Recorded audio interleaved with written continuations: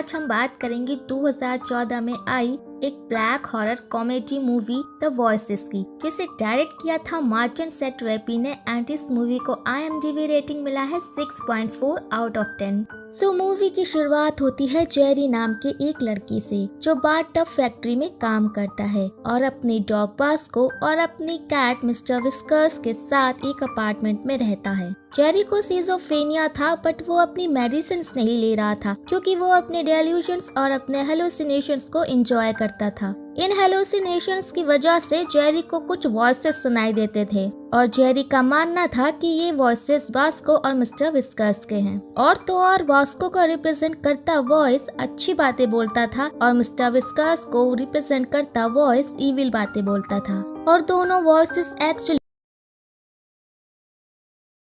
में Jerry Fiona का wait करते करते दुखी हो जाता है। पार्टी के बाद फियोना की कार स्टार्ट नहीं होती और रास्ते में फियोना को जेरी ड्राइव करते हुए मिलता है। फिर जेरी फियोना को लिफ्ट देता है, लेकिन कुछ दूर जाने पर जेरी की कार का एक हिरन के साथ एक्सीडेंट हो जाता है। हिरन अधमरी हालत में होता है और उसे देख जेरी हेलुसिनेट करने लगता है कि हिरन अब अपनी दर्द को खत्म करने के लिए जेरी को उसे मारने के लिए कह रहा है। इसलिए जेरी हिरन को चाकू की मदद से मार देता है, जिसे देखकर फियोना काफी डर जाती है और जंगल की तरफ भागने लगती है। जेरी उसके पीछे जाता है और उसे समझाने की बहुत कोशिश करता है, लेकिन वो गलती से फियोना को अपनी चाकू से ही स्टेप कर देता है और मिस्टर विस्कर्स का वॉइस जेरी को फियोना की बॉडी डिस्पोज करने के लिए कहता है। उसके बाद जेरी फियोना की बॉडी लेने जाता है, जहां वो एक शू और कुछ बॉडी पार्ट्स छोड़ आता है। फिर अपने घर पर वो फियोना की बॉडी को काट देता है और बॉक्सेस में स्टोर करता है,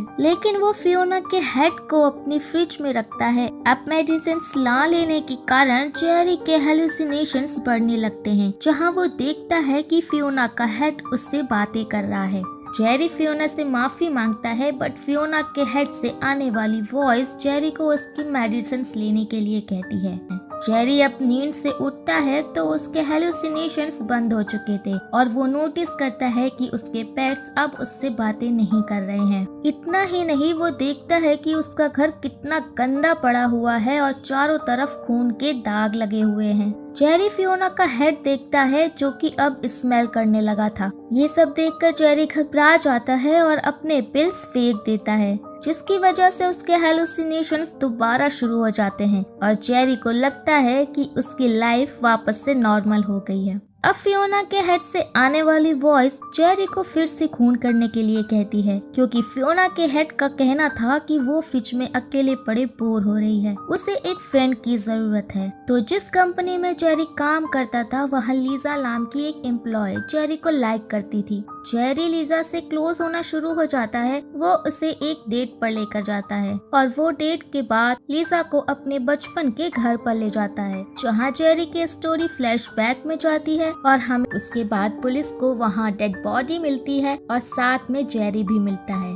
उसके बाद जेरी को करेक्शन इंस्टीट्यूशन में एडमिट कर दिया गया था। अब प्रेजेंट में जेरी ये सब सोच कर रोने लगता है और लीसा उसे कंसोल करती है। फिर वो दोनों लीसा के घर जाते हैं और जेरी अपनी नाइफ उसी बचपन वाले घर छोड़ आता है। वैसे तो जेरी लीसा को मारने के लिए आया था, लेकिन लीसा का उसकी तरफ अच्छा बर्ताव देखकर वो अपना इरादा बदल देता है। उसके बाद एक रात लीसा जेरी को सरप्राइज करने उसके घर आ पहुंचती है, जिसका एड्रेस वो ऑफिस में काम करने वाली एम्प्लॉय एलिसन से लेती है। फिर लीसा जेरी के घर की हालत, खून, कटर, बॉक्सेस, इन सब को देखकर काफी डर जाती है। तभी मिस्टर विस्कर्स का वॉइस जेरी को लीसा को मारने के लिए उकसाता है, लेकिन जेरी लीसा को पसंद करने लगा था, इसलिए वो लीसा को मारना नहीं चाहता था। जेरी लीसा को समझाने की कोशिश करता है, लेकिन लीसा खुद को वहाँ बाथरूम में बंद कर लेती है। जब जेरी अंदर आता है तो उसे एक टॉवल हैंगर से मारने लगती है। लीसा भागकर जेरी के रूम में छुप जाती है और जेरी उससे माफी मांगने की कोशिश करता है। पहले तो लीसा जेरी की माफी एक्सेप्ट कर लेती है, लेकिन फिर वहाँ से भागने की कोशिश करती है और जेरी लीसा को पकड़कर रूम की तरफ धकेल देता है, जिससे लीसा की गर्दन एक शेल्फ से टकराकर टूट जाती है। लीसा पेन में होती है और फिर धीरे धीरे उसकी मौत हो जाती है। लीसा की मौत के बाद जेरी उसकी बॉडी को काट कर उसके हेड को फियोना के हेड के साथ रख देता है। उसके बाद जेरी फिर जब एलिसन जेरी के घर आती है तो जेरी के हेलुसिनेशंस इतने बढ़ गए थे कि वो तुरंत ही एलिसन को मार कर उसका बेहेड अपने फ्रिज में रख लेता है। जेरी अब अपनी आदतों से खुद भी परेशान हो गया था, इसीलिए वो अपनी डॉक्टर वॉरेन से सब कुछ कन्फेस करता है। डॉक्टर वॉरेन ये सब सुनकर पुलिस को कॉल करने की कोशिश करती है, जिससे जेरी वॉरेन को बांध कर ले जाता है। फिर जेरी उनसे मदद मांगता है। डॉक्टर वॉरेन उसे काम करने की कोशिश करती हैं और उसे समझाती हैं, जिससे जेरी को कुछ अच्छा महसूस होने लगता है। इसी बीच पुलिस भी वहां आ जाती है और जेरी अपने घर के बेसमेंट में जाकर छुप जाता है।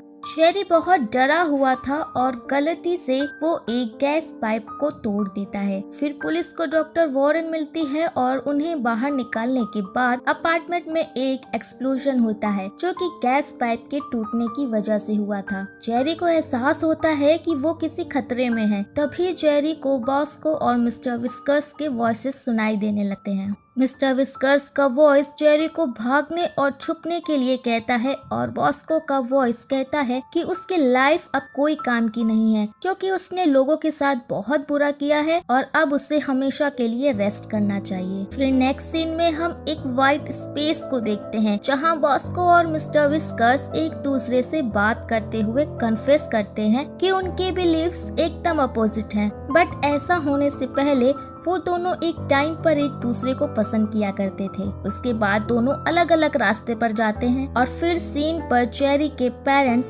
फियोना, लिसा और एलिसन आ जाते हैं। जेरी अपनी मॉम, फियोना, लिसा और एलिसन से माफी मांगता है एंड फिर वहाँ जीजस आते हैं, जो एंड में जेरी को एक फॉग लिफ्ट की मदद से ऊपर लेकर जाते हैं। मूवी यहीं पर एंड हो जाती है। और अब मैं आपको इस मूवी से रिलेटेड कुछ बातें बताऊंगी। हर इंसान के अंदर इविल और गुड इंटेंशंस होते हैं, जिन्हें वो कंट्रोल करते हैं, बट मेंटली अनस्टेबल लोगों में उन्हें कंट्रोल करने की क्षमता नहीं होती, इसलिए वो गलत और सही में फर्क नहीं कर पाते। जेरी के साथ भी कुछ ऐसा ही था, और इतना ही नहीं, वो रियलिटी में भी फर्क नहीं कर पा रहा था। जेरी के इस हालत के जिम्मेदार कुछ हद तक तो उसके फादर थे। जेरी को बचपन में ही मेंटल इंस्टीट्यूशन में डाल दिया गया था और किसी भी बच्चे पर इसका बहुत ही बुरा प्रभाव पड़ सकता है। जेरी बचपन से अकेला था, जिसके पास अपनी फीलिंग्स शेयर करने के लिए कोई नहीं था। लास्ट में वो अपनी गलतियों के लिए सबसे माफी मांगता है। जेरी में अच्छाई थी, इसलिए जीसस उसे अपने साथ हेवन की ओर ले गए। डॉक्टर वॉरेन भी पुलिस से कह रही थी कि वो जेरी को हर्ट ना करे, क्योंकि वो बहुत बीमार है।